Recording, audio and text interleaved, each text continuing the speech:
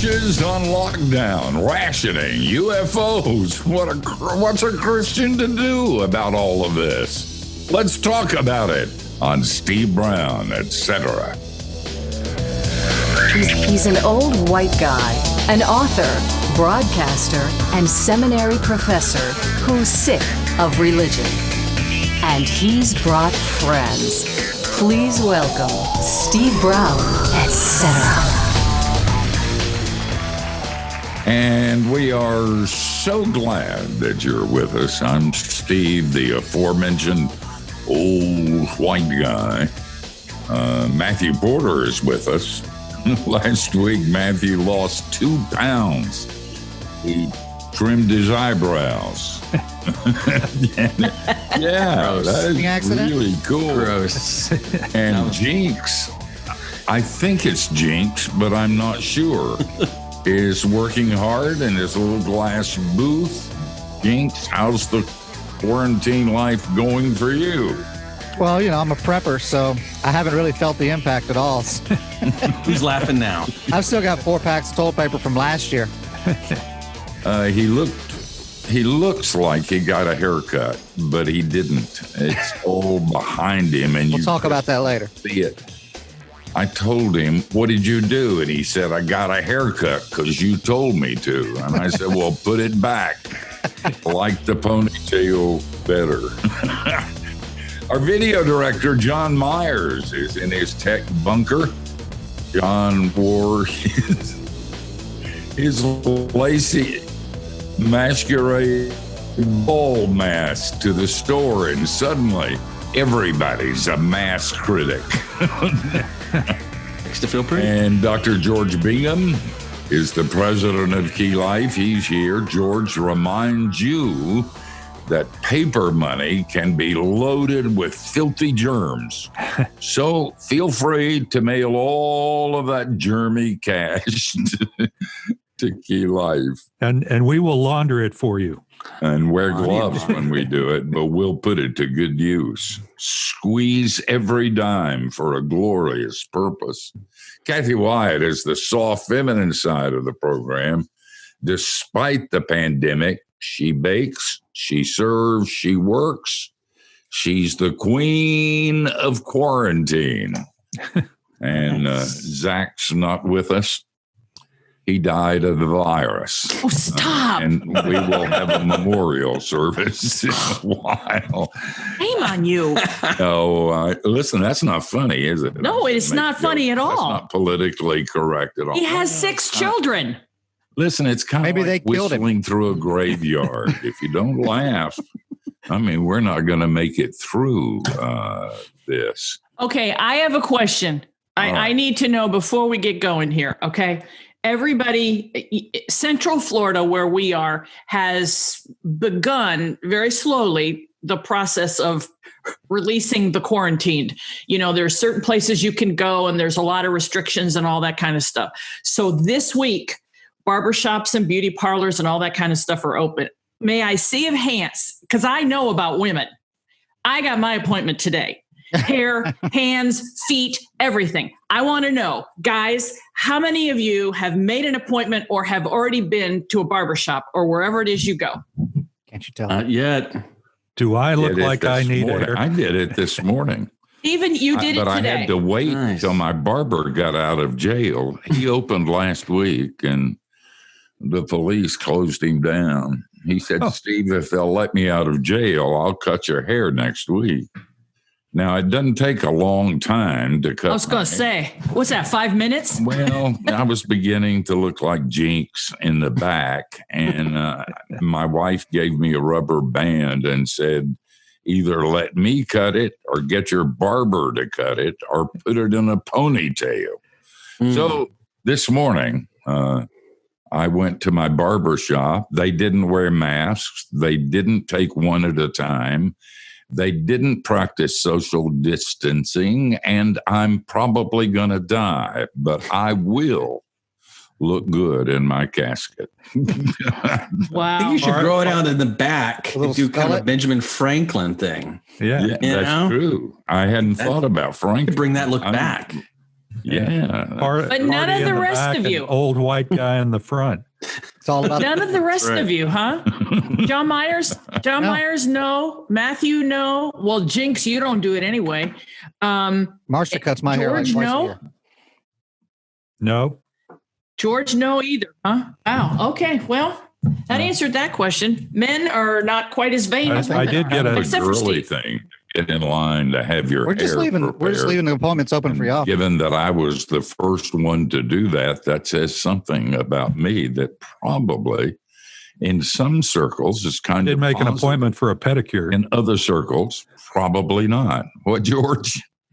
Would you say? Did make an appointment I'll be happy. for a pedicure. He said, he said you could get an appointment for a pedicure. I could take you with me today. You could get one. Seriously, this thing has been an unbelievable time. I alternate between being very irritated and praying for politicians to die, and on the other hand, rising up and calling them blessed. I went to an online church last Sunday, and the pastor preached on 1 Peter, where we're supposed to do the right thing about government. And then he referenced Romans 13, that we're to submit to them. And then he brought up the virus, and I almost turned off my computer, but the Holy Spirit said, listen, you need this. And so I'm kind of cynical. I have all kinds of theories about bad people doing bad things, and most of the time I'm right. But after that sermon, I've rethought it. And if they mandate me to wear a mask, which I haven't yet, I will. And it's probably a good thing, because the mask will mask my cussing and spitting. I won't like it. The pastor didn't say you had to like it, and neither did Peter, and neither did Paul in Romans. But I'll wear the stupid mask, and I'll do what they say. And in fact, I have. But down deep, I really wonder. The experts say you can't even open the school system in the fall, so we're going to destroy the school system, and maybe that's a good thing. They're saying we've got another year of this. And I want to say, are you out of your mind? We can't survive another year of this. Our economy will never come back. Politicians are going to lose elections. That's not an altogether bad thing. But it's kind of a scary time. And if the experts would just agree, I listen to statistics all the time, and you can prove anything with statistics. Sometimes they say this thing is over, we've peaked, it will be decreasing, and we're home free, go get an ice cream cone. And then they have statistics that say we're going to have 100,000 yet to die. And you're one of them. And that's kind of scary, too. And it's kind of confusing.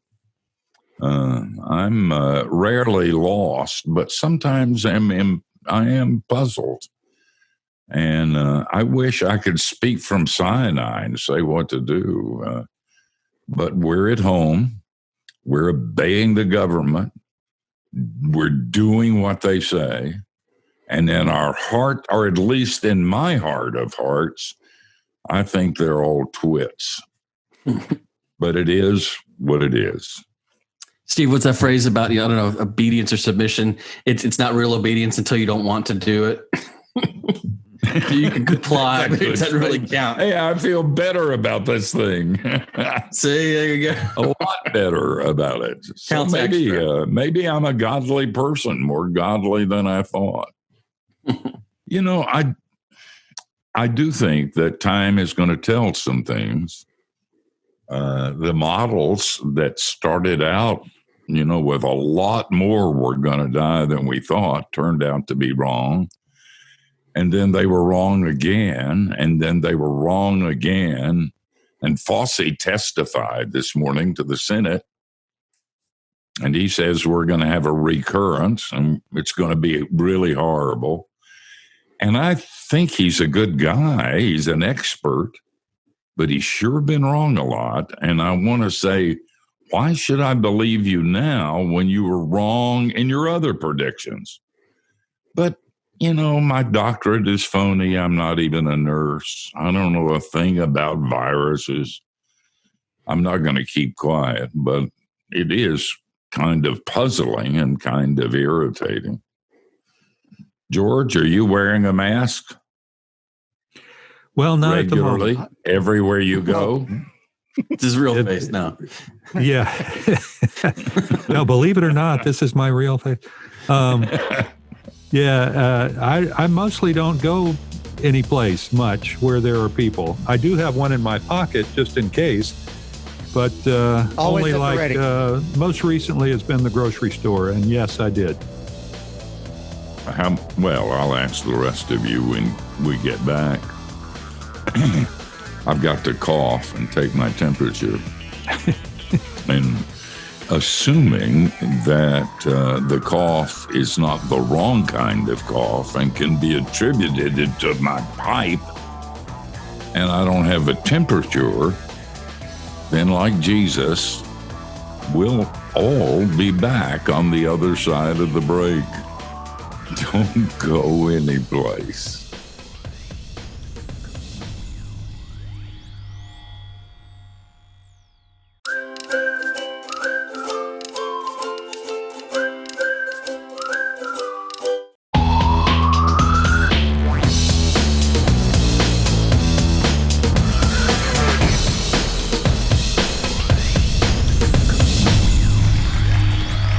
Hey, thanks for joining us on Steve Brown, etc. By the way, next time you're on Amazon, you can help Key Life at the same time. Check out the keylife.org/Amazon Smile, and you can learn more about how you can help us as we...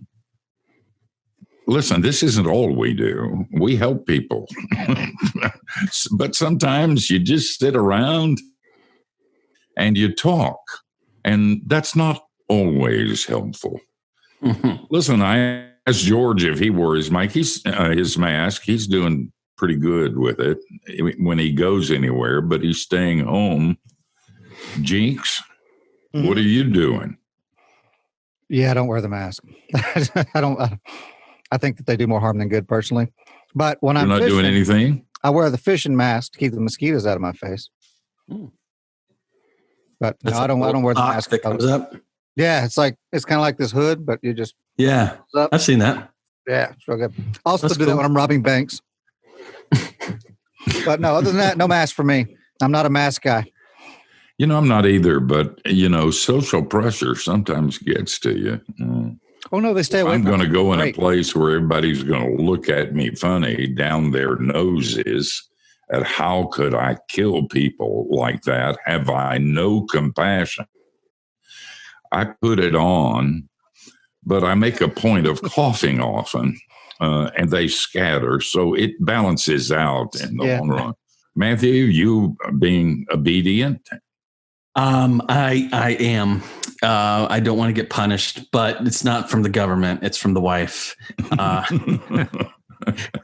We have 4 babies, and she has kept us healthy thus far. And so we have like a little actual surgical mask, and there's this little thing that she rigged up, which is just, it's ingenious, but I feel like a clown wearing it. Put it on. I should try to go get it.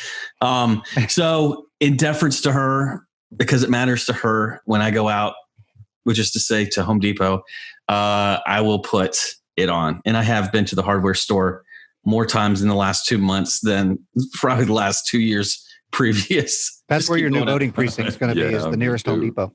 Yeah, I just go and keep building shelves and stuff. So what do you look like a beekeeper or something when you rig up? It's a cloth, and you can fold it like a little accordion fold, and then on either side you get like a little hairband, and then you loop that over your ears. So you've got like a bad robber mask, and then you've got two little leftover pieces of the cloth. Wings. Yeah, Wings. you're like, you are bad at this, sir. I just stop. Just go home. You are failing at quarantine. Does Home Depot just give you a box of the real things? Just like here? Yeah, they just stop, sir. Just take it You're off. doing a good thing, though. I think we do have, all kidding aside, as the people here know, maybe those who are watching or listening don't know, but my wife, Anna, a number of years, got a disease in China that for years never showed up. But when it did show up, it came with a vengeance. And for a year or two, she was on medication that almost killed her. And it left some residual lung problems. And so when something like this pandemic comes along, all of a sudden, I'm very much aware of her and the place where she is and the danger she could be in. She doesn't think so. She's fine. And she doesn't wear the mask a lot, except when I or our daughters make her. But there is some danger there. She's a very vulnerable person. As you know, we're both old, but with her lung problems, we have to be careful. And we have been. And I think one of the main things, whatever else we've learned from this pandemic, is that we need to be careful about people who are vulnerable. And we do have a responsibility for them. As you know, the governor of New York sent those who had contacted the virus into nursing homes to be quarantined. And what they did is that they brought the virus into the nursing homes. It was a very bad move, but not one that makes me angry at him.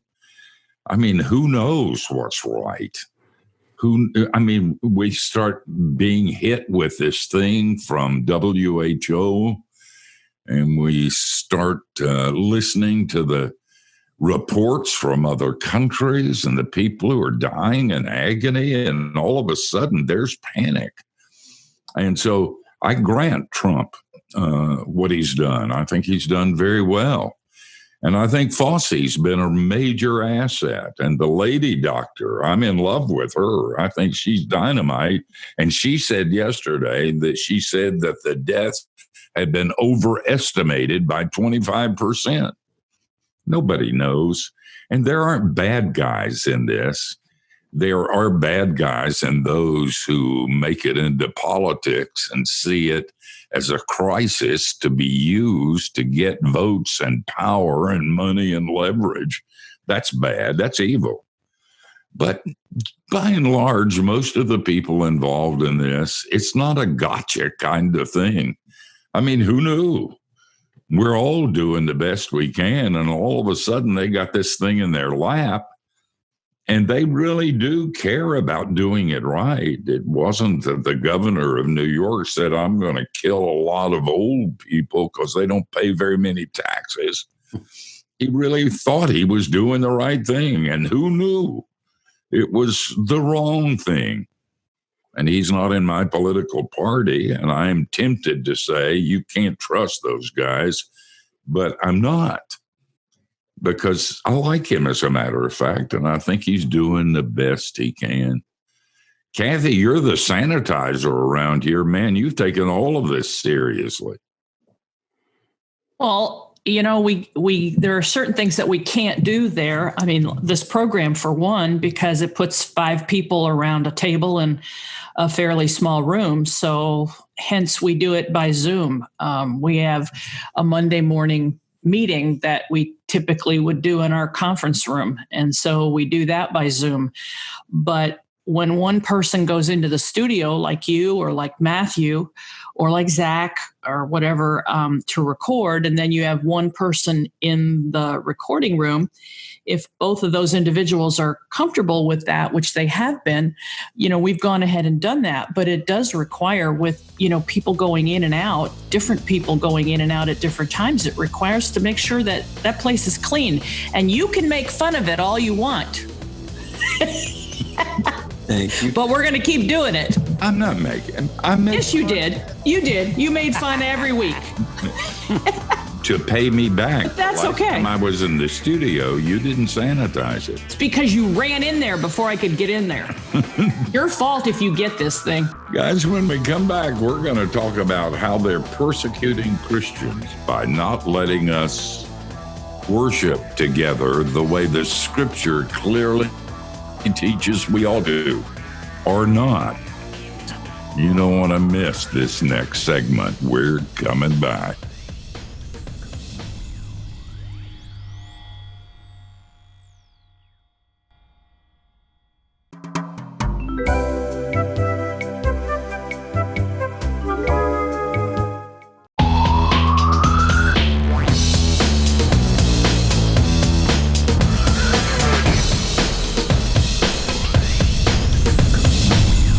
The name of the program is Steve Brown, etc., and we're just sitting around. I started to say sitting around a table, and you have a chair at our table, but I can't say that. Ew. We're all even have a chair at our Central table. Florida. Nope. We're doing this with modern technology, and it seems to be working fairly well. Actually, there's four. Actually, there's 4 chairs around that table, and none of them are occupied. So a lot of people could have a place at the table if they wanted to take that kind of risk. That's the thought.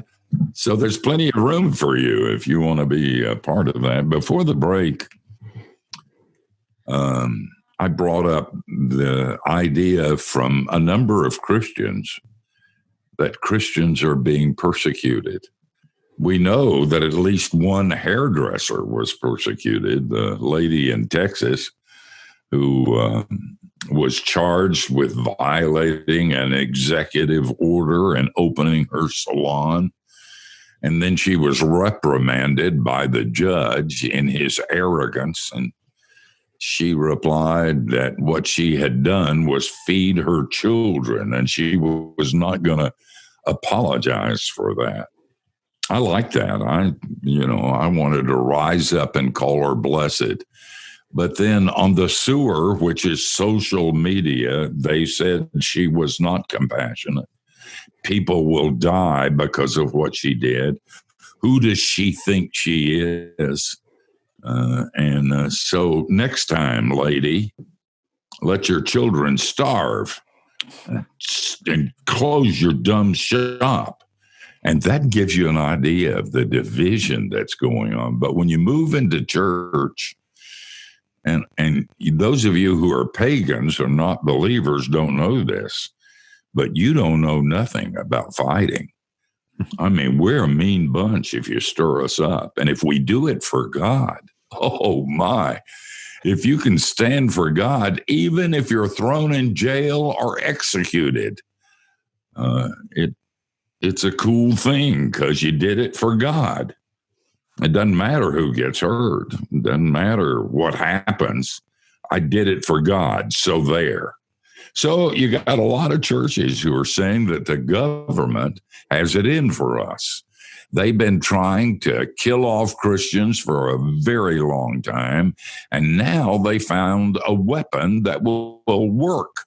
Don't let them get together. Keep them apart from each other. And so we're doing this online thing in most churches, although the church that I mostly attend opened the sanctuary last Sunday, but not in defiance of an order. The people in our county, the powers, said that it was now okay if you practiced good hygiene and social distancing, that we could go ahead and have our worship service. So we did.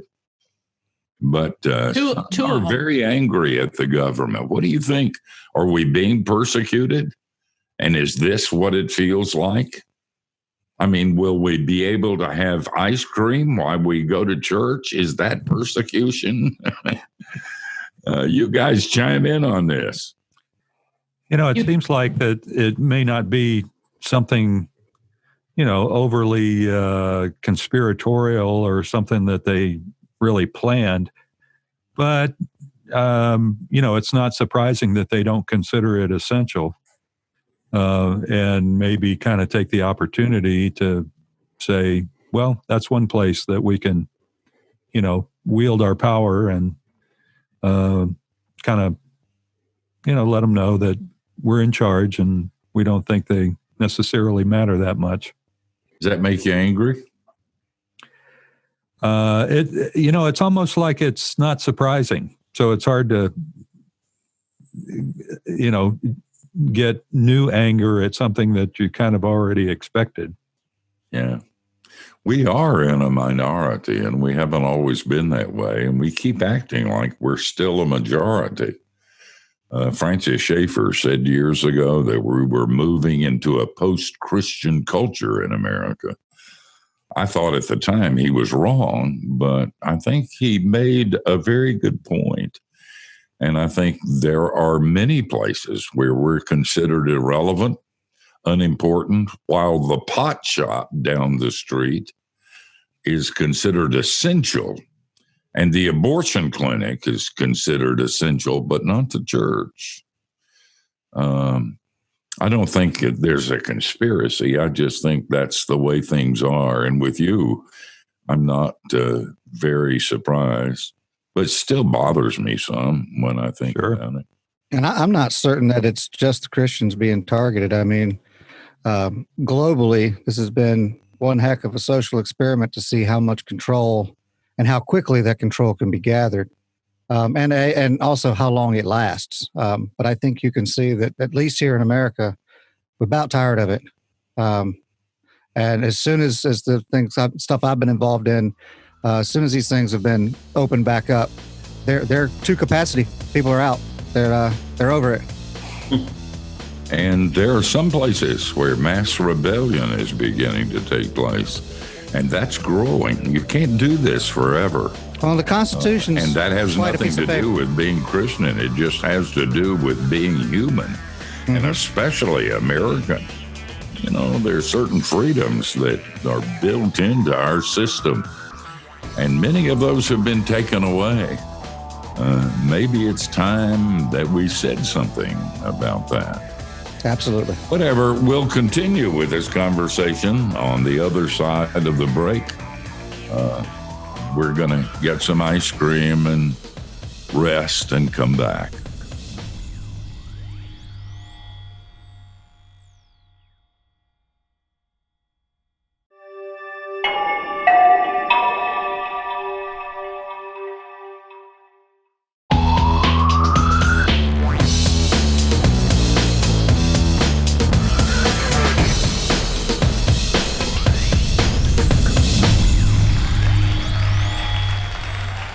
Hey, you're listening to Steve, etc., and we don't have a guest. We're not sure what happened to them, but it is kind of dark in a pandemic when you don't get guests. You wonder if they're still with us or if they have assumed room temperature. but we're all alive and kicking except Zach, and we wonder about him. And we're sitting around, we're talking about, and we're talking about persecution and whether or not Christians are being persecuted. George had said that he didn't think there was a conspiracy involved, but there is a post-Christian culture, and we need to face that reality. And so we are not as important as we once were. We're certainly not essential, so nobody thinks very long about closing us down. And while they may have meant it for evil, that's turned out to be pretty good. This thing, we're finding that the contributions at the church we attend have held pretty steady. And I'm getting the same reports from other churches and other pastors around the country. And it's kind of nice to go to church without going to church. And Or if several you don't churches. go, nobody knows. And that's a gift too. Well, actually, they can see on the log if you were there or not. Are they still taking attendance? They're taking attendance.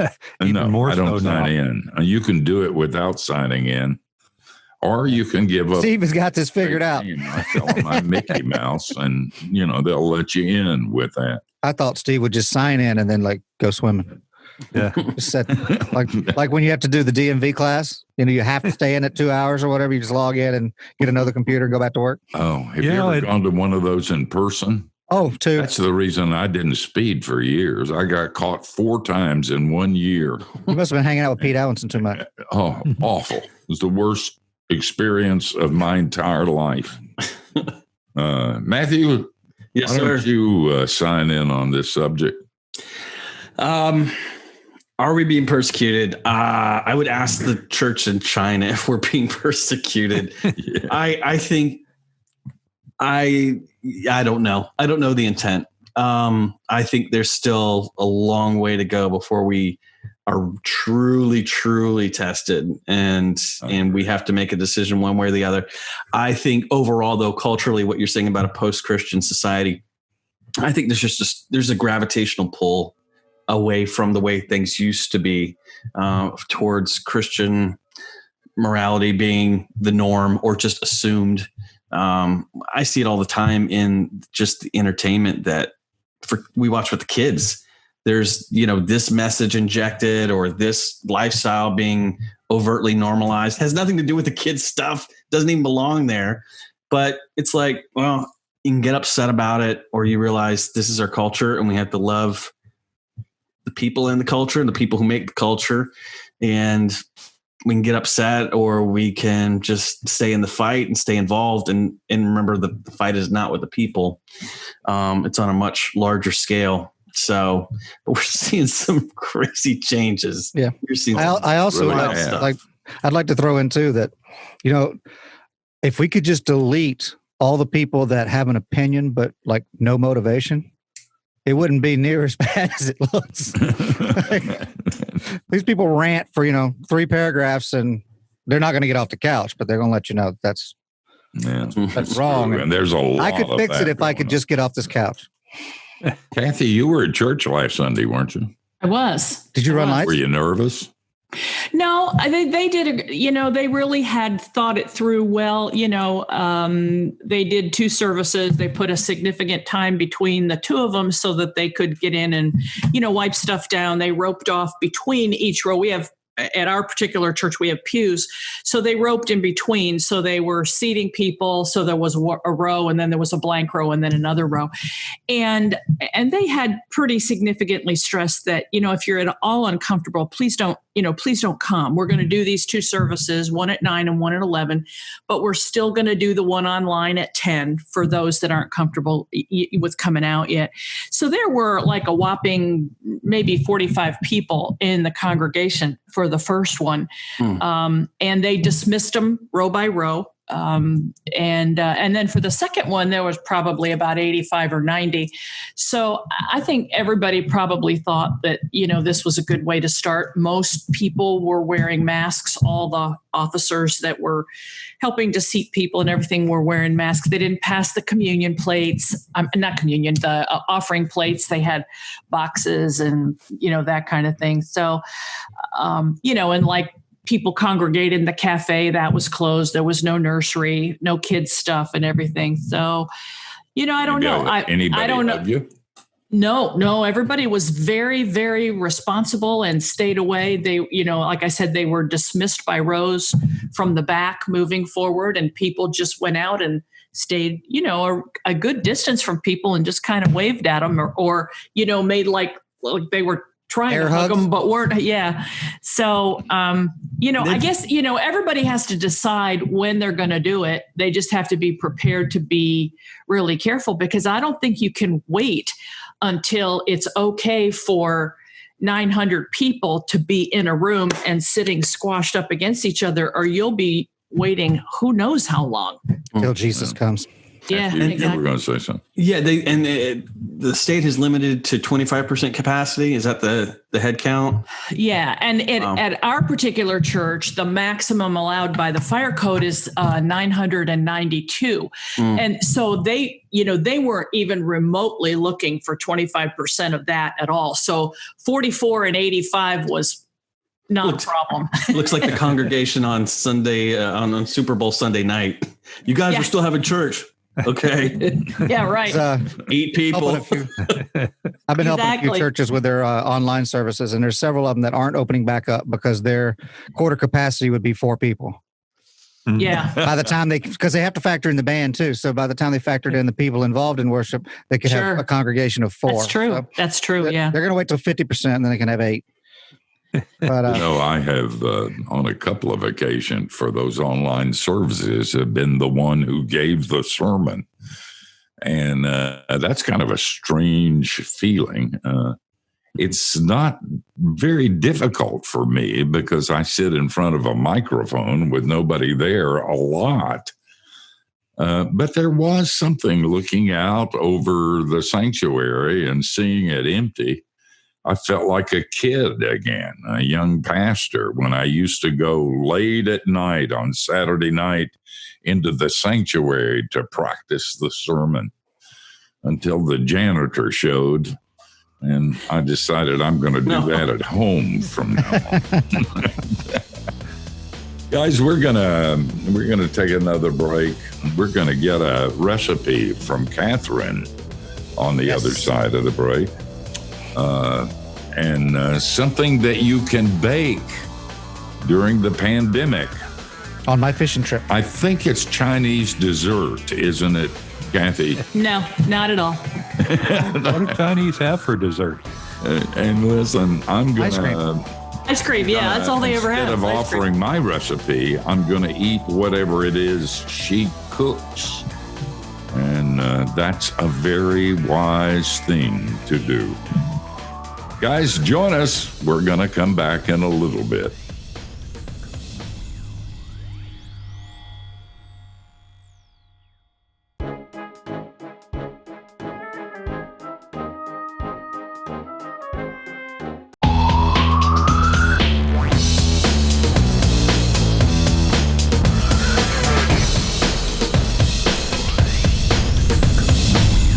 You've been listening to Steve Brown, etc.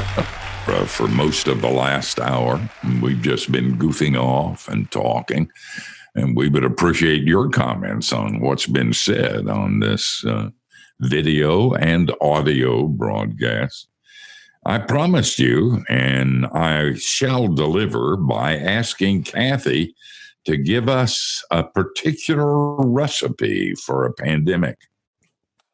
Simple recipe. This was my mother's favorite dessert. All you need is, if you can tell what this is, it's an 8x8 square pan. I mean, it's really simple. You can substitute if you have, this particular recipe calls for blueberries. If you like raspberries or whatever, you can certainly, peaches or whatever, you can substitute it. But right now, blueberries are in season in Central Florida, so it's great. You can also use frozen. You just have to drain the liquid off. But you have 2 cups of blueberries and the juice of half of a lemon. Mix it together, put it in the bottom of a greased 8-inch square pan.